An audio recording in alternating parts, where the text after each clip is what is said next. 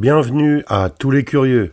Here comes the story of the hurricane, the man the authorities came to play. Dans la vidéo précédente, nous sommes revenus sur la première partie de carrière de Norman Jewison. Ce réalisateur génial, qui était aussi scénariste et producteur, et nous a livré des œuvres majeures, comme Le Kid de Cincinnati, Dans la chaleur de la nuit, L'affaire Thomas Crown, Un violon sur le toit, Jésus-Christ Superstar et Rollerball. Mais sa très longue et très prolifique carrière ne s'est pas arrêtée sur ce chef-d'œuvre dystopique où brille l'excellent James Caan. Le réalisateur canadien a poursuivi son œuvre jusque dans les années 2000 et a continué de nous livrer des chefs-d'œuvre et des films fabuleux à l'appel, en affinant même son propos, toujours dans le plus strict anonymat et sans que son nom ne soit cité au même titre que d'autres qui nous ont pourtant déçus à plusieurs reprises. Merde quoi, tu sais très bien qu'il y a un vice de forme, alors fais appel. Mais je peux pas faire appel. Il s'est tué.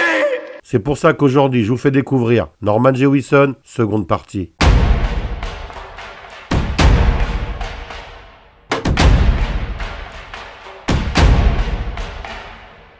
En 1978, Norman Jewison revient avec FIST, l'acronyme de Federation of Interstate Transporters, autrement dit, le syndicat des routiers et des métiers du transport. Il livre ici un nouveau brûlot très engagé et particulièrement pertinent, mais au contraire de Rollerball, ce dernier se déroule dans le passé et dans notre monde à nous. Le film raconte l'histoire de Johnny Kovac, un immigré hongrois incarné par Sylvester Stallone, qui venait de triompher 2 ans plus tôt dans Rocky et réalisera La Taverne de l'Enfer la même année. Tout commence en 1937 à Cleveland dans l'Ohio, quand Kovac, qui travaille comme manutentionnaire dans le milieu du transport, en bref, il charge et décharge des camions, avec son ami Abe Belkin, se fait licencier, en compagnie de ce dernier, pour avoir pris la défense d'un employé qu'il estimait maltraité et lui aussi renvoyé injustement. En effet, ce dernier a fait tomber des caisses de tomates par terre alors que c'était son employeur qui venait de lui demander d'en porter plus à la fois, malgré ses protestations. À partir de cet instant précis, Kovac sent que les patrons ont un pouvoir beaucoup trop grand, quasiment de vie et de mort sur leurs employés, métaphoriquement bien sûr,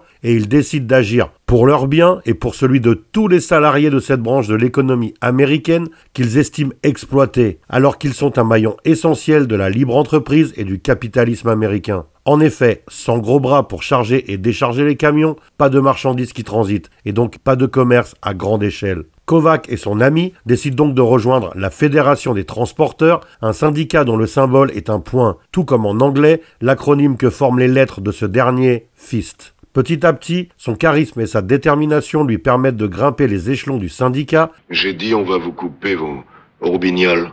Mais les responsabilités impliquent de faire des choix très compliqués, et Frank acceptera, pour lutter contre des milices de briseurs de grève, de s'associer avec la mafia.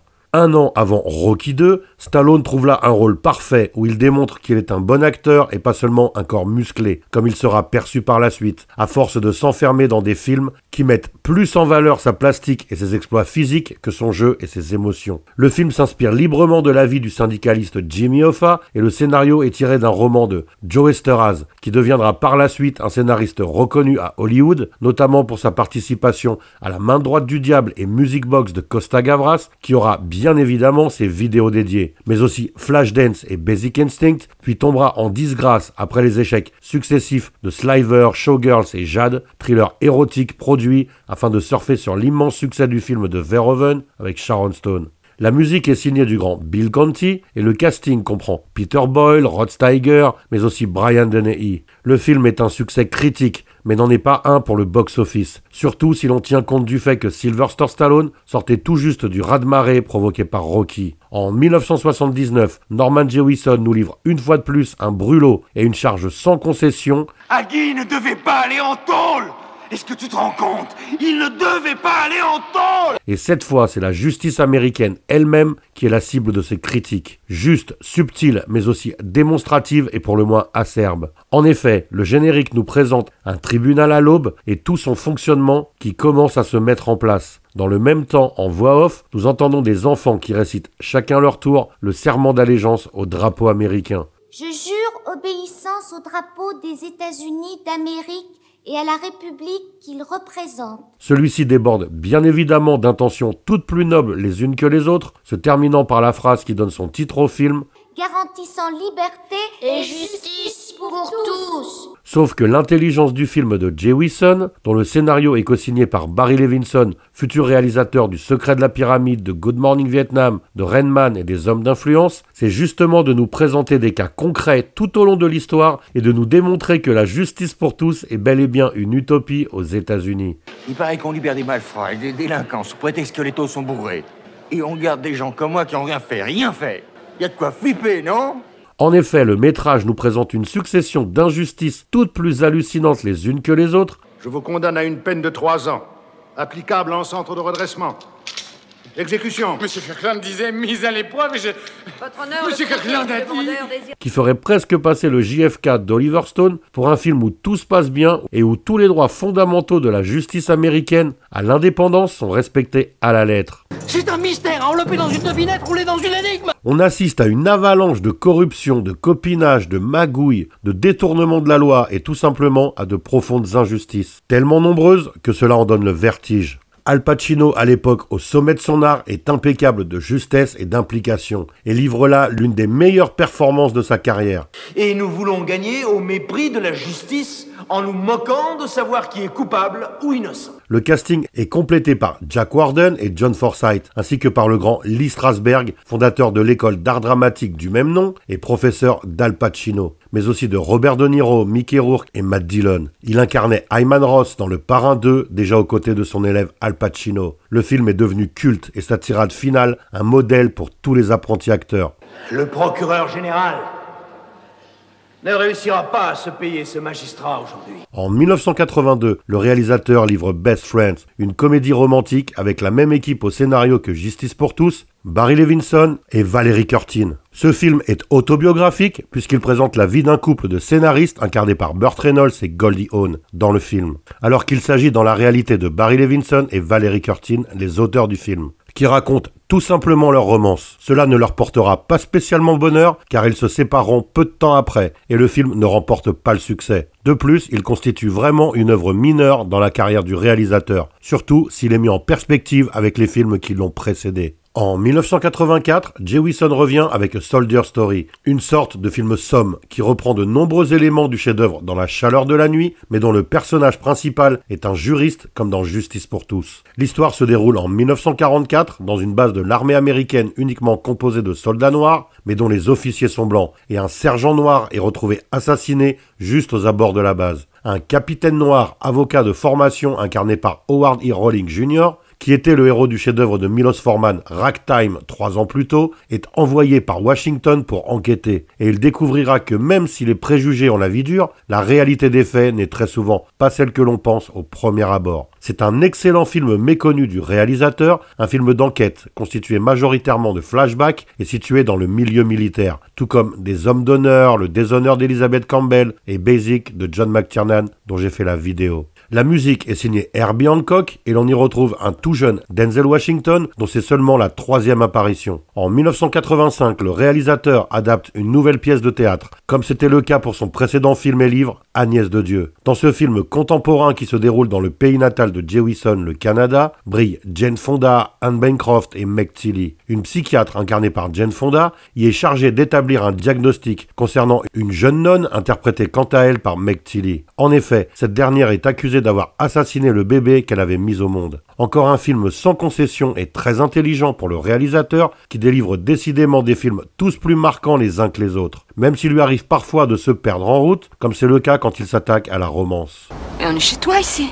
Ouais. Alors c'est là où tu voulais aller? Ouais.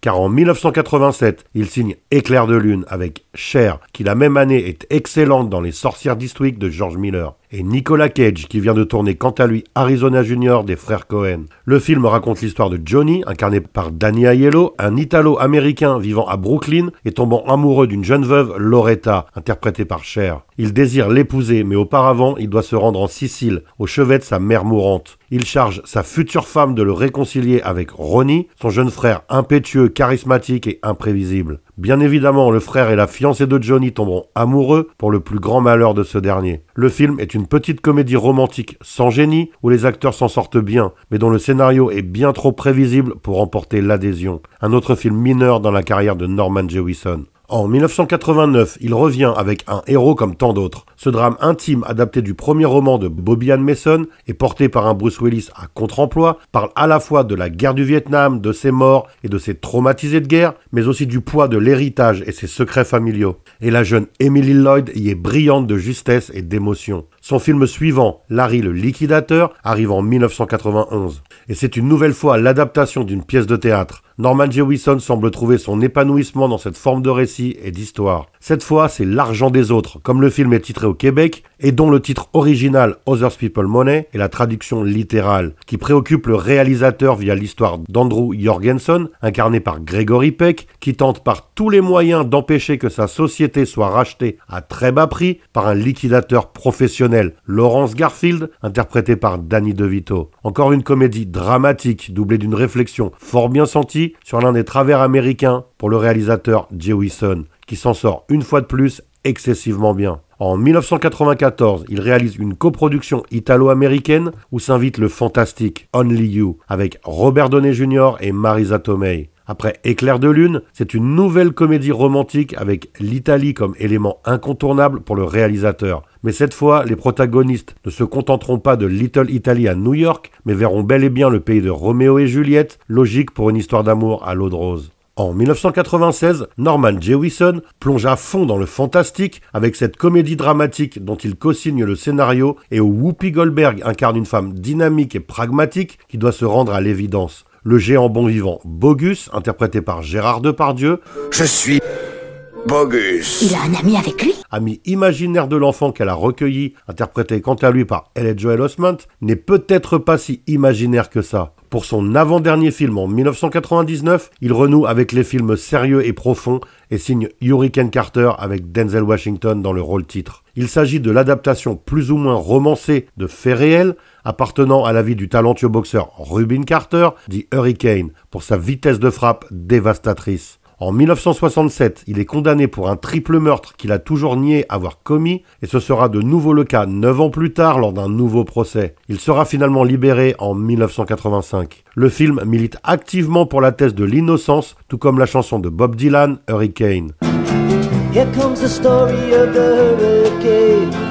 Paru en 1975. Tous deux prennent pour base l'autobiographie du boxeur, le 16e round, paru quant à elle en 1974. Son dernier film, Crime contre l'humanité, est sorti en 2003. Il s'agit ici de l'adaptation du livre de Brian Moore, déjà scénariste du Rideau déchiré d'Alfred Hitchcock, The Statement, paru en 1996, et titré chez nous La Déclaration. Ce dernier s'inspire fortement de l'affaire Paul Touvier et raconte comment le juge Livy jure de retrouver Pierre Brossard, un milicien de Vichy incarné par Michael Caine, condamné par contumace mais vivant paisiblement et bien caché. Ce dernier a obtenu la grâce présidentielle, mais la juge compte le condamner 7 fois pour crime contre l'humanité, un crime imprescriptible. Il s'agit du tout dernier long métrage du maître qui n'a plus rien réalisé par la suite et nous a quittés au début de cette année 2024, le 20 janvier à l'âge de 97 ans, laissant derrière lui de nombreux chefs-d'œuvre dont certains ont été évoqués dans la vidéo consacrée à sa première partie de carrière. Sa retraite puis son décès ont été une perte immense pour tous les cinéphiles qui, comme moi, ont vibré devant le Kid de Cincinnati, Dans la chaleur de la nuit, l'affaire Thomas Crown, Un violon sur le toit, Jésus-Christ Superstar, Rollerball, Fist, Justice pour tous et Hurricane Carter, pour ne citer que mes préférés.